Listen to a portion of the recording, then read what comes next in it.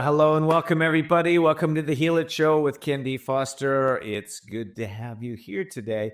Today, we're going to be talking about a subject that is near and dear to my heart and everybody's heart out there, because we're going to be talking about anger.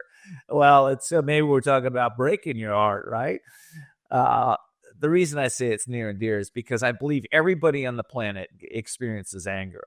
It's not about not experiencing it. It's about how do you react when you feel that presence of upset coming into your body. How do you react? How do you respond in like kind and anger back? Do you get intense? Or are you a person that maybe defaults to a place of a space between your thoughts? You get calm, you become an observer, and you're able to express your anger in ways that are really appropriate. So I bet a lot of you are thinking, you know what, I would really love to master my mind and master my anger so that I could express in ways that would be highly effective and become a better communicator. Well, that's what we're going to talk about today. Anger, sometimes we're going to talk, well, here's what I want to talk about. What motivates anger, what boundaries you might need to set up so that you don't express anger in negative ways. I'd like you to also we're going to talk about self-reflection and how to self-reflect so that you become a lot more effective as a communicator. We'll be talking about that and a whole bunch more with my guest who specializes. Her latest book is all about anger. And so I brought her here to you today because I know some of you are not expressing the way that you'd like to express, and you'd like to step into a better version of yourself when it comes to anger. So we're going to be talking about this and so much more when we get back from the break. Okay, here we go.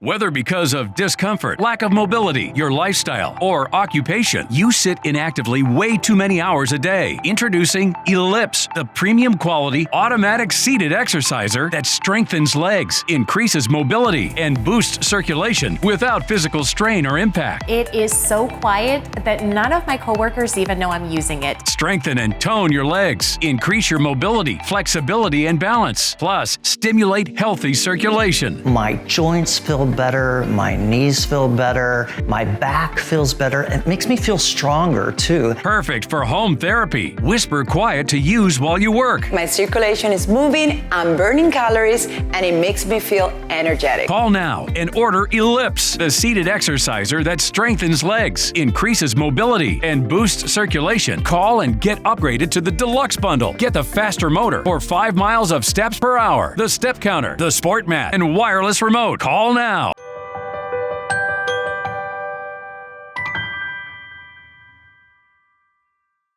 Well, welcome back, everybody. This is your host, kendfoster, and I'm pleased to introduce Dr. J.J. Kelly. Dr. Kelly, welcome to the show. It's great to have you. Thanks so much. Appreciate it. I was during the break, I was looking at the book again and just laughing. I love the title of your latest book. So we're going to be talking about that. But before we get there, let me introduce my audience to you. Dr. J.J. Kelly is a licensed clinical psychologist and emotional intelligence skills training expert. Dr. Kelly is the CEO and founder of Unorthodox.inc, punk alternative to traditional psychotherapy and mental health practice. She focuses on group processes, mentorship, peer coaching, community outreach, laughter, and love. I just love that. I love your colors today, your glasses. I love, it brings joy in my heart to see you. That's what I get. Great to have you. Thank you. You're opposite of anger, it's that joy key, right? In this moment, anyway. Yeah, that's right. All right, listen, man, you got this crazy new book out. It's called Holy SH quote T. So this is anger. Holy shit, this is anger. So what inspired you to write this book? Well, post-pandemic, attitudes on the street was the major inspiration. I think that people just got full. You could have written it at the election too. I mean, we just had an election. You could have written it then too, I know. It is a relevant topic for sure because most people do not effectively manage their anger. Yeah. Most people don't. And, I've spent the last 30 years working on mine. I mean, I can be intense. I can be reactive, and, self-reflection on that every time, I'm, there was a point in my life I was sick and tired of saying I'm sorry. So I was like, okay, I think I need to really work on this issue. So what is the cause, would you say, of anger, right? Why? Well, I think first we have to remember that anger is an emotion like any other emotion. So it's not worse than other emotions. It's just yet another one we need to manage. I think of anger as the emotion that signals to us that our boundaries are being crossed. So it's an important one to validate and then problem solve around. I like that a lot. And also in my own discovery of anger, it seems like it's for some, for me specifically, but for a lot, I think it's that feeling of not getting what you want or the feeling that you're going to lose what you're going to have. That seems to trigger it for me. So that group thing or other piece. Yeah. That I just mentioned. So let's talk about the boundary piece. So when people, cross people's boundaries, and that happens consciously or unconsciously to all of us, right? Mm-hmm. Sure. Well, what do we do? Well, the first thing we always do is we name our emotion. So I've been talking to people for decades about building your emotions vocabulary in order to build your emotional intelligence. Then you have more of an awareness and you can actually make choices about how you want to behave instead of just being overwhelmed by an emotion and reacting from it without any sort of mindfulness. So I finally made this wheel of emotions because there were so many out there, lists and wheels and things that they have thoughts in them, not just emotions. And we do a lot to raise our awareness about the difference between thoughts and emotions because everybody thinks they know the difference, but they don't. And everybody thinks they have a vocabulary for their emotions, but they don't. I ask geniuses, how did you feel when that happened? And they say, bad. Yeah. Bad and good are not emotions. That's a pretty primitive emotions vocabulary. So even if you think that you have one, I encourage people always to build their emotions vocabulary and just get into a practice of naming it all day long. So I love that. There seems like there's basic emotions like happy and sad and feeling a sense of love, a sense of connection. There's basic. But I like what you're saying. So give me that wheel. Get that. I want to list out some of the ones that you put there on that wheel. Yeah, I think what's really important is that the experience of rage is different than mild annoyance, right? And I think what you were describing for you, it's a frustration and impatience. And I think there's even some fear and worry in there too. Worry that you're not going to get what you want. So we think that we experience emotions in a linear way, one at a time. And that's often not the case either. It's much more complicated than that. So hostile is on here. And I think people don't really understand that hostile is unacknowledged anger. So that's nuanced as well. It seems like they're on a continuum. So like you just said, a spectrum. Annoyed, there's annoyed, a little upset, feeling anger, feeling rage. It's like a continuum. It's not just one. Is that what you're saying? We look at all emotions on a spectrum. Yes. Spectrum. Yeah, that's a better word for it. Okay. Yeah. Very good. Okay. And so when one starts out to build their vocabulary, where do you start? The wheel. The wheel. The wheel. And, okay. Yes. You put it on the fridge and you ask yourself all day long, what am I feeling right now? And then you discipline yourself to go.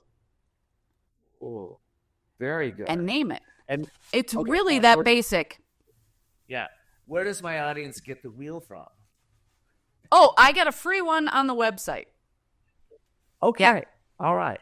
So is that I'm gonna put that, since we're talking about it right now. Is that at the Dr. J.J. Kelly? Yep. Okay. So we're putting that on the screen there. drjjkelly.com. drjjkelly.com for my listening audience. That's where you can get the wheel. I love this. I love the wheel. Yeah. I do too.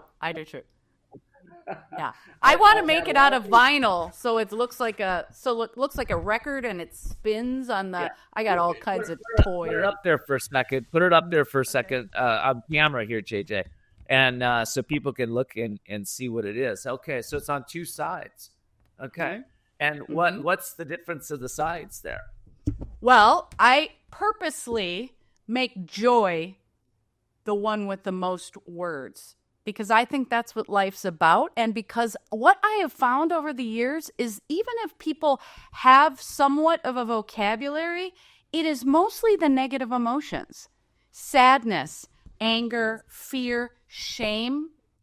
And when I ask them about joy and love, they're at a loss. And that breaks my heart. So I'm always working the positive ones too.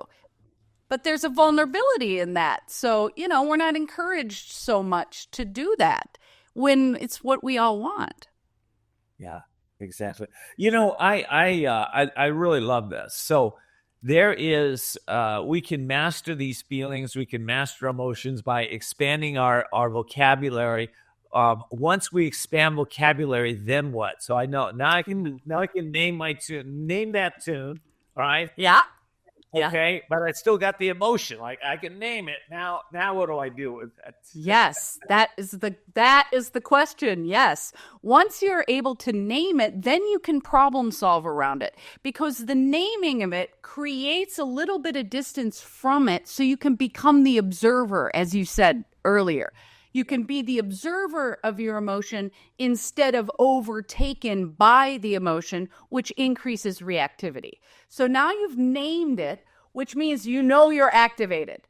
So just the naming of it can bring you closer to your baseline. So it brings the emotion down a little bit, and then you can make a decision how you want to behave. You're at that crossroads then, that choice point, as I call it.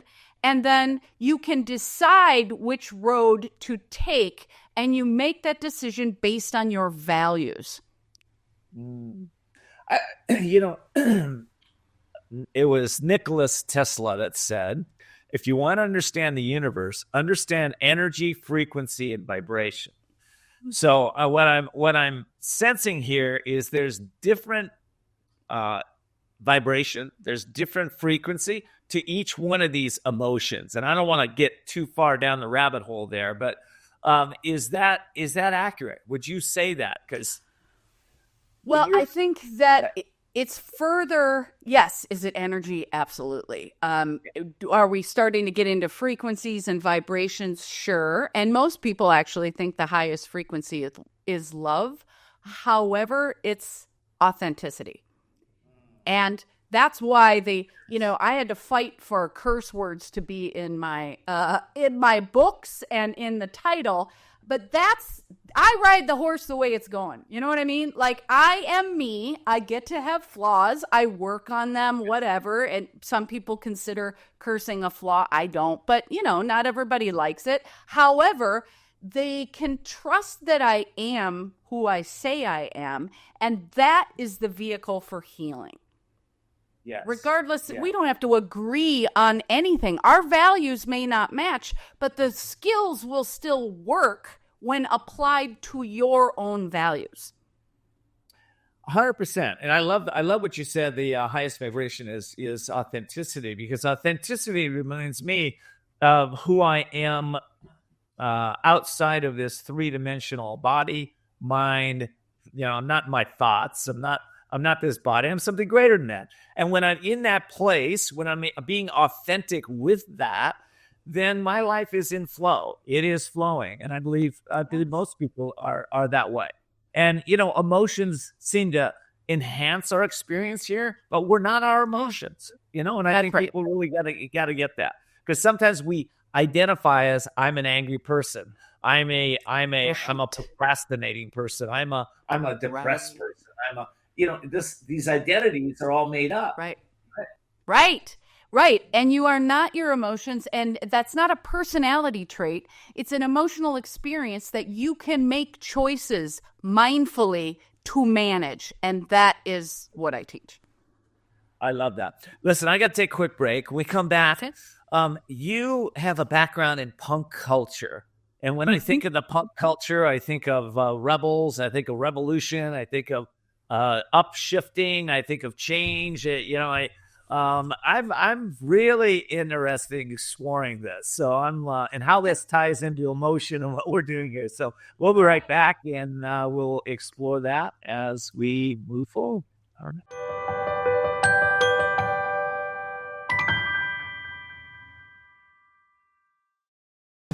Imagine this is your money and someone wants to take it from you. Who is it? The IRS. Guess what? They want your money and they can take it, all of it if they want. Remember, they sent you that letter right over here that said, hey, you owe us a bunch of cash and we're going to take it from you right now. So what do?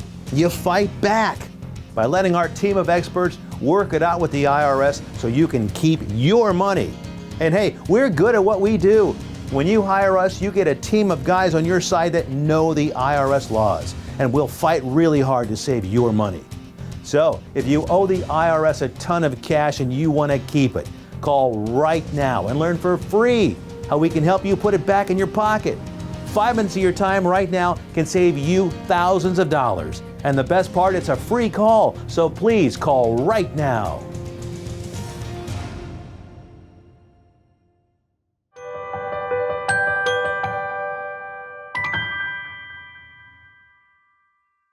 Well, welcome back. This is Ken Foster, your host for the Healit Show, and I have Dr. J.J. Kelly, as you know, on the show. We'll be right back with her, but I want to remind you to go to our YouTube channel and subscribe. And this show, like any show that you love, I encourage you to participate in it. And the way you participate is by sharing it with family and friends and those you care about, so that they can also upshift their thinking.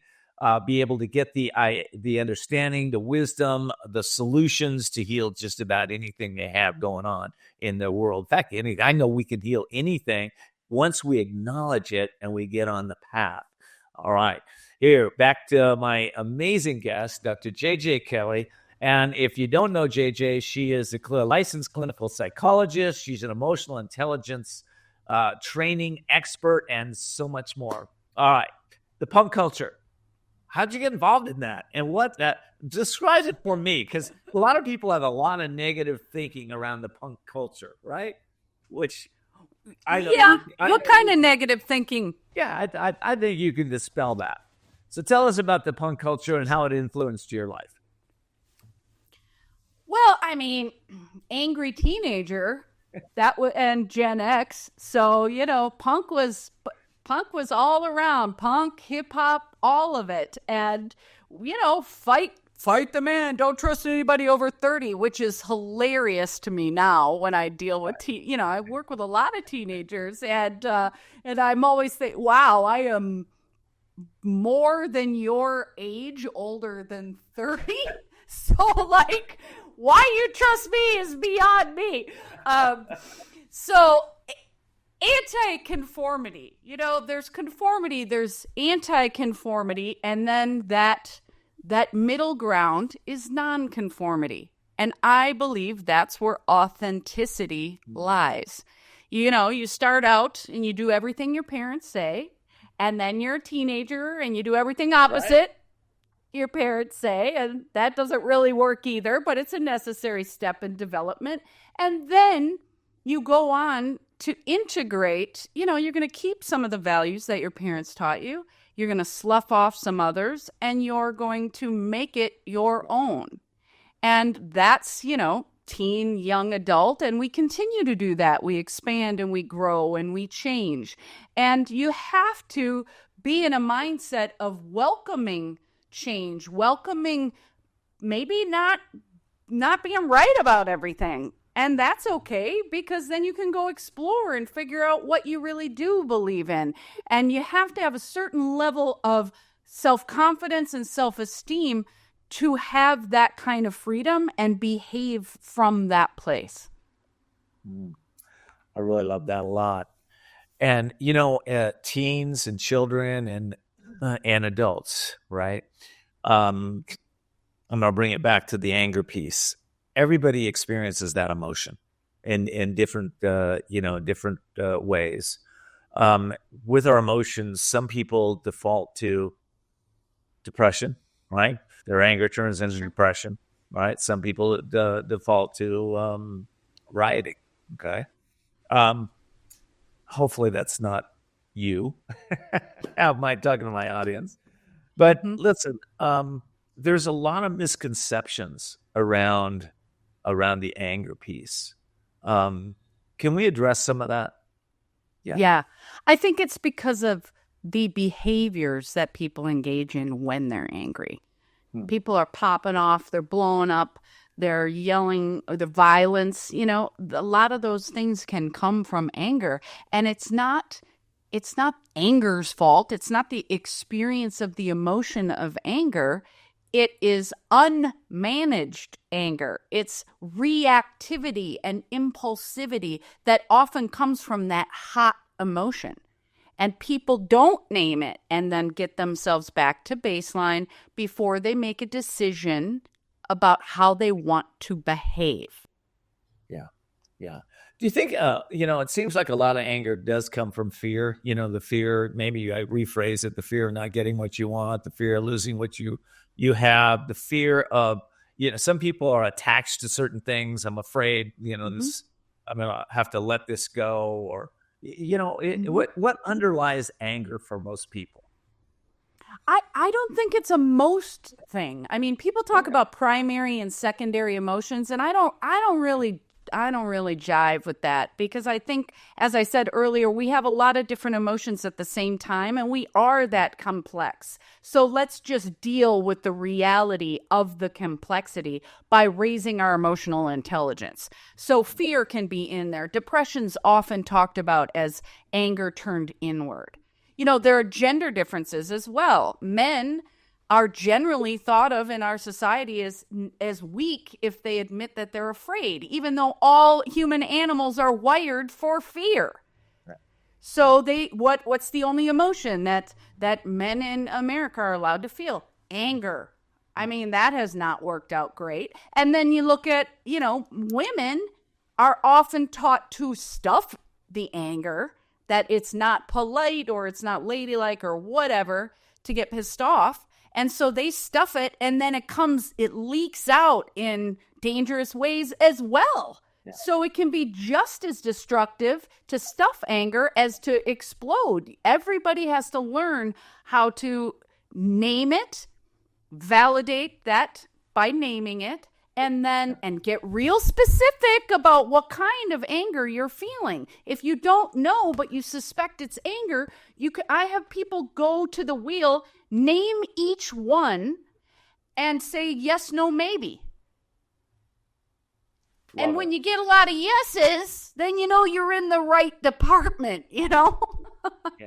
So, you mentioned one thing, Dr. JJ, that people, you said you were complex beings and you can have more emotions, than just one at a time. But did I understand that correctly? Because I can feel love and hate at the same time, or happiness and sadness at the same time. Yeah. Sure. It's even more complex than that. You can feel sadness and anger at the same time. Frustration and sadness are often parts of grief. You can feel joy, or you could feel love and sadness in grief. I'm such a simple person. I always think it's just one emotion at a time.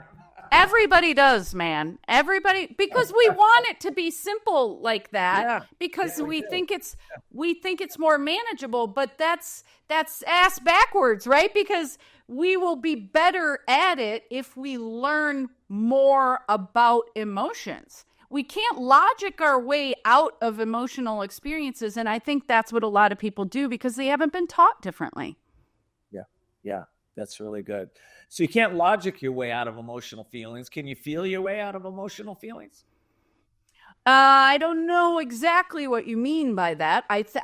In dialectics, it's both. You use both your logic and your emotion, but denial of the emotion is usually where people go, suppress it, and that's not effective long term. Yeah, no, I can see that. All right, so I want to put up the book cover here up on the screen. We're going to have to move over a little bit, I think, because it's a big cover. Here we go. Okay. Here's the book is Holy Shit, So This Is Anger by Dr. J.J. Kelly. And how do people get your book, by the way? Oh, the website has everything. The TikTok has so much free information and Instagram too, but it's all at drjjkelly.com. It's on Amazon, Audible. It's even free on Spotify for folks that can't afford it. So it's everywhere. Yeah, I love that. Well, it's like anything else in life. If we get to the place where you go, you know what? I'm sick and tired of always being angry. I'm sick and tired of expressing myself this way. And then you say, okay, I'm done with this. I've got to figure it out. And then you get on that quest of I'm going to work on these emotions. I'm going to master these emotions. I'm going to understand my emotions. I'm going to expand my vocabulary of emotions. That's the quest. But, I love that you're giving them the tools right now, my audience. Right now, you can go and get JJ's book. You can go on her website, which we're showing on the screen, Dr. JJ Kelly, KELLY.com. And you can get the anger, wheel so that you can start to name your emotions. What's next? They get your book. They're doing this. What then what? Let's, for some of them, it's going to be a quest. And, how long does it take to master our emotions? I don't know. You tell me. How long does it take? Well, I often talk about the anger work with the metaphor of Shawshank Redemption. Have you ever seen that movie? Yeah, years ago, yeah. Well, I talk about doing the anger work because it's a process, and I refer to it as the shit tunnel because remember Andy Dufresne, he gets into it. He busts into this sewage tunnel, and then he's crawling through and he's barfing and everything, and it's just gross and terrible. He chose to get in it, and they describe it in terms of like a football field or something like that. And so it's a long way, a really long way. And he's crawling through, and he has to crawl through the whole thing to get free on the other side where they have that great shot where he's like, it's panned down and it's raining and he's finally free. So I want to remind people that it is a process, and oftentimes, particularly with the anger work, it gets worse before it gets better because you are acknowledging your anger more through naming and validating the emotions, which means you're going to be more aware of that emotion before you've mastered the skills. So you're going to be uncomfortable. You're going to have that discomfort of acknowledging and not running away from your anger. So that's raising awareness, and then we start applying the skills, and then you go try them. It's not just listening to me. You go try them and you gather your own data, and then you're like, oh, she might actually know what she's talking about. And then when it works, then I can give you more to try so that you don't wear out that one. Then you have, a toolbox of tools that you can use in different situations, because sometimes you're going to want to just blow it off. Someone pisses you off and you're like, man, it's not actually worth it. And sometimes you're going to want to take action and set some boundaries or say something. You know what? Stop that. Stop talking to me like that. Good. It's up All right, to listen, you. I got another another quick break, but I want to address an issue that a lot of people don't relate to anger, and that is values. So we're going to talk about how values relate to anger when we come back. We'll be right back.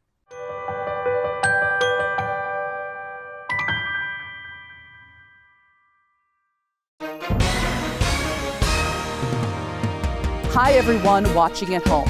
We're here to remind you that if you or someone you know were injured in an accident that was not your fault, listen up. We have live agents available right now to answer your questions and tell you how much your case is potentially worth.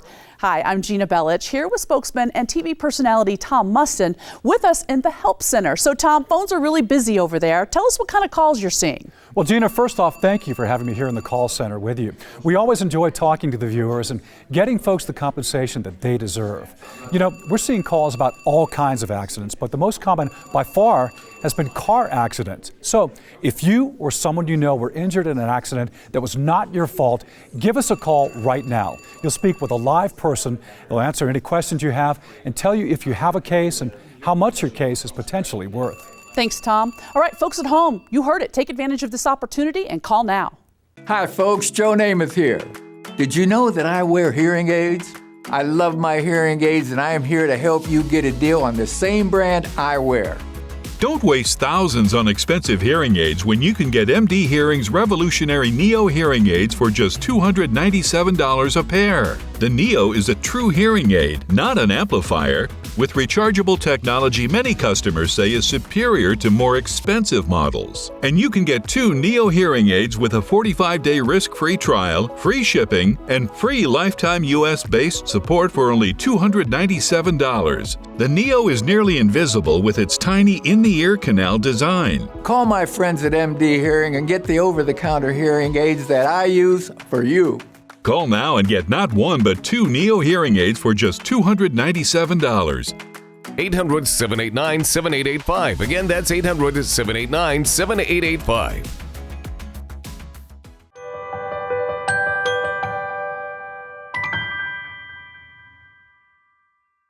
Welcome back, everybody. This is your host, Kendfoster, and I'm talking with anger expert, Dr. J.J. Kelly, about her experience around this subject. And also, she's got a new book out there, which we've been talking about. Dr. Kelly, values in anger. When somebody crosses our values, how does values tie in with anger? I'm trying to get a hold of that. Yeah, I think that the values are important to know what's important to you in your life so that you know how you want to behave, so you can plan out. We call that baseline, right? You're cruising along, you're totally calm, everything's groovy.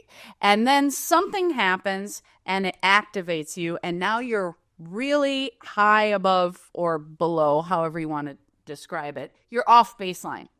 And you want to get back to your baseline before you make any decisions. Because if you make a decision when you're activated and you feel rage, oftentimes you make a decision from there, it makes messes that you have to clean up later. And that usually is shame. And that's a big part of the anger thing, is people behave in a certain way when they're emotionally activated. They didn't name it. They didn't get back to baseline. They didn't make a decision based on their values, how they wanted to behave. And they popped off. They did something that doesn't actually match their values. And now they feel shame. And then there's the whole cover up of shame because they rationalize it. And, well, they did this to me, so it's okay and it's all bullshit. And we all do it. And then the shame is compiled onto the anger, and we just try to get away from it. Oh, it sounds very complicated. So the blame game, the shame game, the guilt game, the remorse game, and now we're compounding it. And what you're saying is that really, guys, what we need to do here is learn the language of your emotions, right? Name those emotions so that you can feel those emotions and express those emotions in a appropriate way, whatever appropriate. In a way that matches your values. So There you you can go. be proud of yourself and build self-esteem and self-confidence instead of erode it with reactivity and impulsivity. That's interesting. That's interesting. It seems like that piece about eroding our self-confidence, eroding our values, eroding our character. It's a piece that's not talked about much, but it's very real. It's so important. It's our grounder. If we, I do this exercise around values a lot, and people freak out and overthink it. What are my values even? Well, like maybe courage is in your values, maybe family, maybe spirituality, playfulness and joy is on my values list. So if, let's say, honesty is on it, or the courage to be honest, well, then if you're popping off on somebody and then you're justifying it to yourself later, that's already lying. It might not be conscious, but it's not true. So now you're violating your values of harming another, as well as trying to rationalize it to yourself. So you're off your values. And when we do this exercise, it's so great because you get a list and you brain dump them, and they usually like collapse into like a top 5. And then the second column I do with people is, what are the behaviors you're currently engaging in that don't match your values? And you got to get real honest and brave with yourself when you start talking about those behaviors make your life worse instead of better. But if you know those behaviors and you're honest with yourself and brave enough to admit it, then you can plan for the next time it happens. What do you want to do instead of what you usually do, which makes you feel crummy? And crummy's not actually on the wheel, but you know what I mean? It makes you feel shame. It makes you feel remorse. It makes you feel sad. It's interesting because I can think of some things that people would rationalize. Yeah, but it makes me feel good too. I can think of people that they're taking their drugs or their alcohol, or they're oversexing, or they're overeating, or they're doing something. They go, well, yeah, that's my value to be happy and thin, but I kind of like this. It broadens my life, or how do we deal with the rationalizations? Yeah, it doesn't broaden your life. It's self-medication. And self-medication is trying to get away from your emotional experience because you don't know how to manage it. It probably scares you. And everybody self-medicates in all different ways. However, that isn't the emotionally intelligent thing to do. And no amount of bullshit is going to make it true in your heart. You can feel when you're not telling the truth, even if you spin a good game. It doesn't matter. Inside, Yeah. I think introspection is a really key component of being able to solve the anger problem. So it's the introspection at the end of the day. First of all, it's the courage to tell the truth to yourself, right? So you tell the truth. You say, well, today, what worked for me? What didn't work for me? What can I do to improve tomorrow? And we're talking about emotion. We're talking about your anger. We're focusing just on those issues, right? What worked to me? Did I communicate effectively today? Was I calm in my body? Did I explode? Did I react? Okay, I did. Great. Right. Let me replay that. How would I like to have reacted in a different way? I think by doing those types of works, we can really get to the understanding of that we have control over this. We're not just floating around space and wandering around in ignorance that we can't change somehow, right? Yeah. Right. Yes, definitely. Okay. So when someone reads the book, holy shit, this is anger, what are they going to walk away with? They're going to walk away with the tools to identify when they get angry, the types of situations that usually trigger anger. They're going to know that their triggers are their responsibility, not the other person. We often are like, you're triggering me, as though that person is supposed to do something about it. Not necessarily. There are a million reasons we could be triggered. They all reside within us and our personal history. So you are responsible for your triggers. And so you identify them so that you can plan for when that thing happens, which it inevitably will again. So you can decide ahead of time, how do I want to behave instead of how I usually behave? And then you can use your imagination. Pick 3 different ways that would be better outcomes, potentially, than what you usually do. And you know what? Courage rarely backfires. So just try anything other than your usual, and you're building your emotional intelligence. Well, courage doesn't usually show up until we step into the unknown. So it's like you step into the unknown. Courage is actually a feeling, right? So when you step into the unknown, you feel this new sense of power, a new sense of I don't know, pizzazz in your life. Listen, I want to let my audience know there's a reason that we do the work around anger, okay? The results that you will experience are things like you're going to be calm under pressure. You probably won't have to say you're sorry as much. You're probably going to have more energy and enthusiasm for life. You're probably going to have better connections with those around you, and so much more. What other benefits do we get when we let go of this anger habit? Way less anxiety. I kind of accidentally stumbled on the fact that people who chronically stuff their anger, ignore their anger, are in denial about their anger, have panic attacks.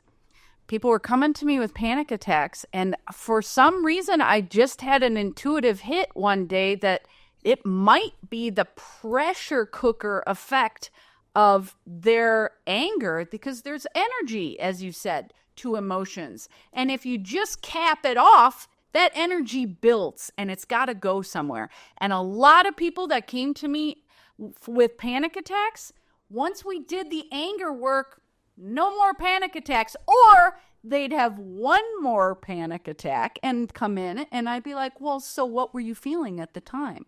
Well, I was scared or whatever. I'm like, yeah, I know. While you were having the panic attack, sure, you were scared. You were terrified. I get it.